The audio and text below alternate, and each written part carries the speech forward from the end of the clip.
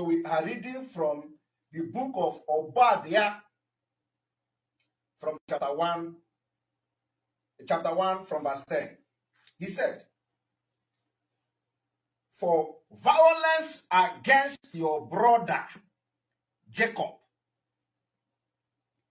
for violence against your brother Jacob, shame shall cover you, and you shall be cut off forever. Are you all listening? Let me repeat it again. The book of Obadiah, chapter 1, verse 10, say, for violence against your brother Jacob, shame shall cover you, and you shall be cut off forever.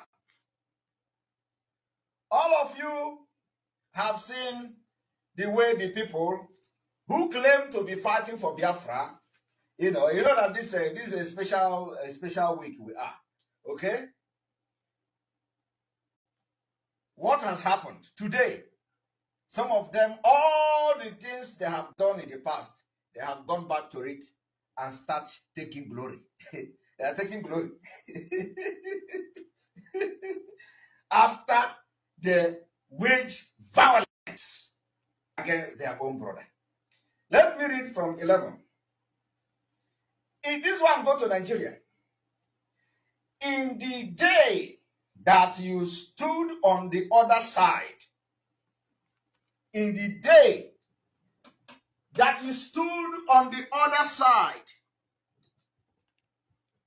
in the day that strangers carried captive his forces, when foreigners entered his gate and cast lot for Jerusalem, even you were as one of them. Hey!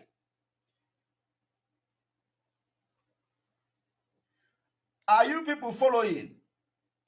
The book of Obadiah, chapter 1, verse 11, said, in the day that you stood on the other side, in the day that strangers, Fulani government and their politicians, strangers carried captive his forces, when strangers entered his gate, when strangers entered our land and they cast lots for Jerusalem, even you. Chief of Defense Staff, General Christopher Musa, has expressed hope that Finland will extradite the factional leader of the indigenous peoples of Biafra, Ipob, Simon Ekpa, to Nigeria to face justice following his arrest. The Finnish National Bureau of Investigation said Ekpa was remanded on suspicion of public exhortation for an offense committed with terrorist intent. He is charged alongside 4 others. Ekpa has been a strong proponent of sit-at-home directives in the southeastern states, despite the mainstream leadership of the indigenous people of Biafra suspending the exercise. In a statement, Director of Defense Media Operations called for Ekpa to be brought to Nigeria for trial. The Finnish Central Criminal Police confirmed the arrest in a statement on Thursday, noting that the other suspects were apprehended for allegedly financing terrorist activities. Joining us now as we look at possible extradition and other legal issues on the arrest is Vince Onyekwelu, a former British police officer and national security risk strategist. He's joined by Chukwuma Ezeala, a lawyer. Gentlemen, good morning, and thank you very much for joining us. Well, just to set the ball rolling, I would like to ask both of you, what's your take in this matter? Ipob, speaking again and again through Emma Powerful, says Ipob is not part of sit-at-home protests, that they are not part of it. Yes, thank you, Dr. Abati, for this wonderful opportunity, and to all of you here. Number one is, this is not a court of law to say whether Ekpa is guilty or not guilty. What he's being charged for is terrorism, or what he's arrested for is terrorism, this time international terrorism. And the question becomes, is it an issue in which he can be extradited to Nigeria? Nigeria has led the complaint, terrorism for us all is an international crime. And if it is an international crime, by the Rome Statute, all countries must cooperate in the punishment, in the arrest, punishment, and prevention of terrorism. All countries, point of correction. All countries that are all countries that are signatory to the Rome Statute. 124. Yes, all countries that are signatory to the Rome Statute. And in this case, Nigeria is a signatory to the Rome Statute, and Finland is also a signatory to the Rome Statute. So, under that, he can be tried in Nigeria. He can also be tried even in Finland. Now, the question becomes, should he be extradited? Do we have because for you to extradite, usually there should be a bilateral agreement. And from all indication, Nigeria do not have a bilateral agreement with Finland. However, since it's an international crime, he can still be extradited to Nigeria. Mazi Nnamdi Kanu remained the leader of the indigenous people of Biafra, and I see him as my leader. I'm just a prime minister. He may decide to be the president of Biafra. People don't understand that there are systems of government. He said he don't want to be the president of Biafra, but that was then. Yes. Because the people he was dealing with, he was not very sure of them. And so opinions may change along the line. You know, so because of what he will come out to see may make him change, from his previous statement. So, but I just want to inform Biafrans that as a prime minister does not mean that I am the leader of Biafra. The US sent a delegation with a Kenga, including the wife of Mazi Nnamdi Kanu, to Finland to submit a petition, a copy of the petition that was sent to me. But unfortunately, I don't know whether I deleted or something happened. But a copy of the petition was sent to me. They accused Simeon Ekpa. DOS sent a petition to the Finnish parliament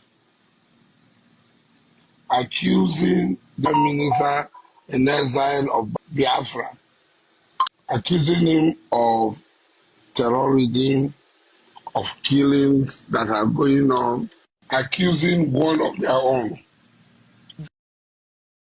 There are different categories of prisons all over the world. Simon Ekpa presently is in Finland's toughest prison. Leader of the indigenous people of Biafra is being held at the Kailamakoski Vankila prison, one of the world's toughest prisons. The high security prison is in Vahamantai, Akka, Finland. The Finnish government had announced the arrest of Ekpa alongside 4 others on suspicion of terror-related activities, including incitement to violence and terrorism financing. The Finnish police confirmed that Simon Ekpa, who had described himself as the Prime Minister of the Biafra Republic government in exile, allegedly used social media to promote violence in the southeast region, targeting civilians and authorities. According to local publication YLE, Ekpa was remanded in custody by the Pijat Army District Court on charges of public incitement to commit a crime with terrorist intent. It has been gathered so far that the Finnish government had frozen Simon Ekpa's assets as well as those of companies associated with him and 4 of his accomplices, who are also in remand. YLE in the report stated that Ekpa is being held and will be kept there until next year. The head of international communications of YLE, Mika Ojama, is in response to inquiries from Nigerian newspapers, also confirmed that the suspect was in prison, contrary to the opinion or rumors spread by Simon Ekpa's IPOB faction. Now, this prison that I'm talking about, Kylie Markowski Vankila, was built in 1993 for male prisoners. The facility, which is known for accommodating people who have committed serious crimes, including violent suspects, sex offenders, is the largest closed unit facility in Finland. The prison currently houses 113 prisoners, mostly convicts and remand inmates. The Kyla Markowski Vankila was featured in a 2023 Netflix documentary series, Inside of the World's Toughest Prisons. A journalist, Raphael Rowe, entered the wards and interacted with some of the inmates, including the most dangerous criminals in Finland. Two of the inmates, Tony and Oli, were notorious for their brutal actions and did not show remorse for their crimes during a conversation with Rowe. All of this is to make you understand the kind of prison that Simon Ekpa is in right now. Well, Simon Ekpa will definitely find his way to survive whatever it is that is in that prison. Prisons are not always a place to relax. There are pictures and videos that have been shown of Finland prisons, and people are taught that these prisons are a recreational center, a place for you to relax and just enjoy yourself. No, not at all. They have proper prisons for persons who have committed violent acts. That's the truth of it. These prisons are not a place to chill, relax. During the documentary, different people were interviewed back then, and the caliber of people there are either people who have taken someone's life here and there. Some are spending as long as 23 years. So it's a serious issue. It is a serious issue here. According to that report, power in the prison is often tied to possession of hard substance. That is it. One prisoner back then confirmed that the man with the most hard substance becomes the king of the prison. That's how it is. We're talking of a prison where you'll find heavily tattooed prisoners, massive frames. That's how it is. So it is what it is. Simon Ekpa never thought that this was going to arrive here. He never thought that this was going to become this. It is not just something that he thought about. And we are talking about the military, the Nigerian government, providing or helping, that's what they claim, certain evidence, such as they said that they found human skull, firearms in Ipob camp raids. And these are being attached to Simon Ekpa's activities. That's how it is. So it's a terrible issue. It's a terrible, terrible, terrible matter here that we are dealing with. It's a terrible issue. I don't know what will become of Simon Ekpa. I don't know what will become of Simon Ekpa. I don't know if he will be finally brought back to Nigeria, because from what we heard, the district court scheduled Simon Ekpa to face charges in May 2025, and they said that their procedure is to put in coercive measure to limit the freedom of movement of persons suspected of offenses which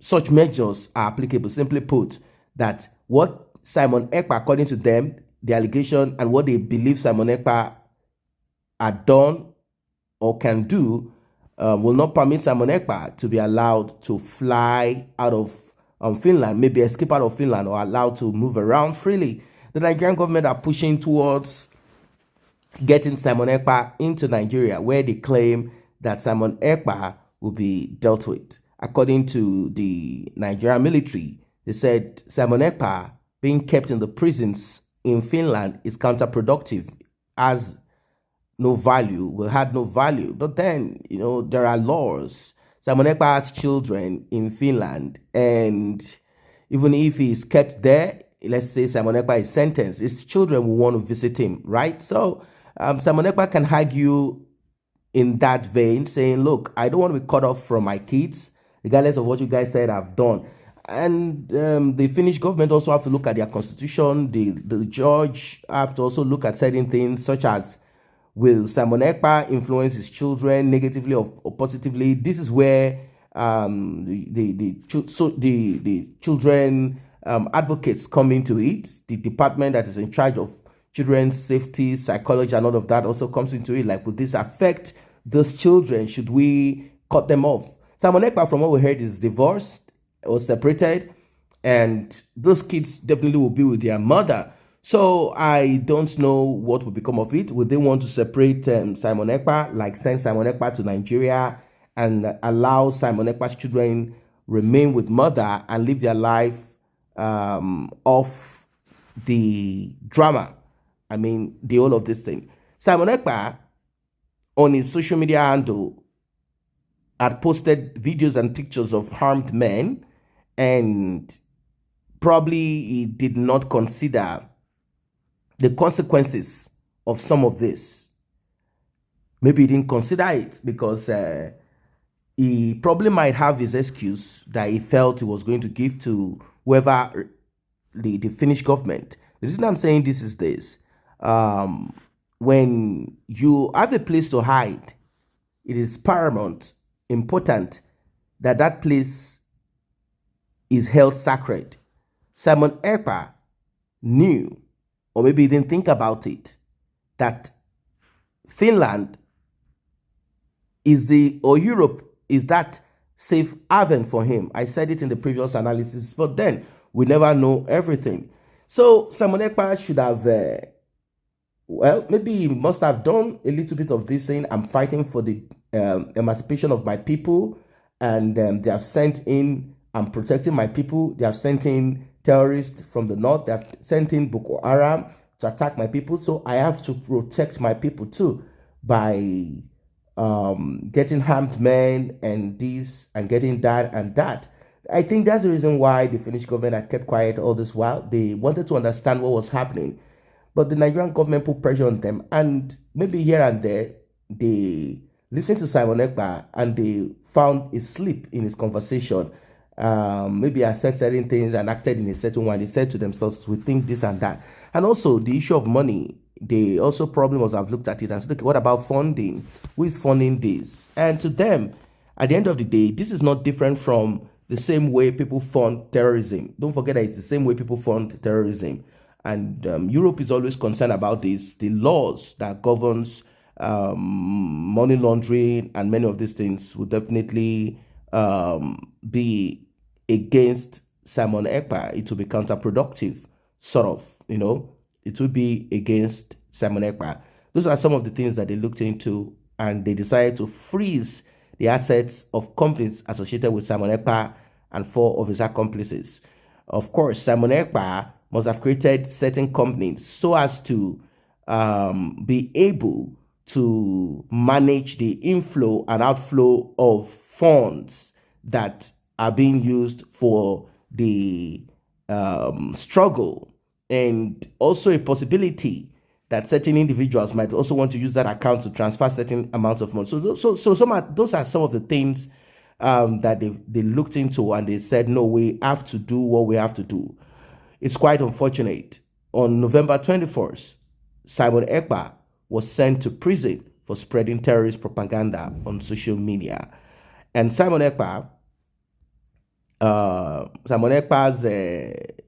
secretary of government of Biafra, government in exile, had taken over. She spoke and she did announce the announcement. They brought in People traveled all over. They came in, and she did announce in Finland. They did the announcement, and well, what we are hearing is that the lady who did the announcement has also been stopped from traveling out, probably house arrest or whatever. But I don't want to dwell on that.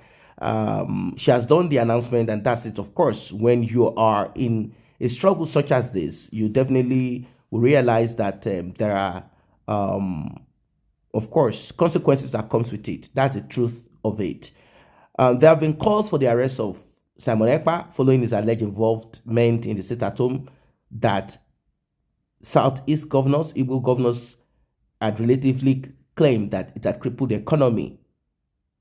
So Simon Ekpa's offense, according to the authorities in Finland, is not bailable. What are your thoughts about this? Drop your comments. See you in the next update.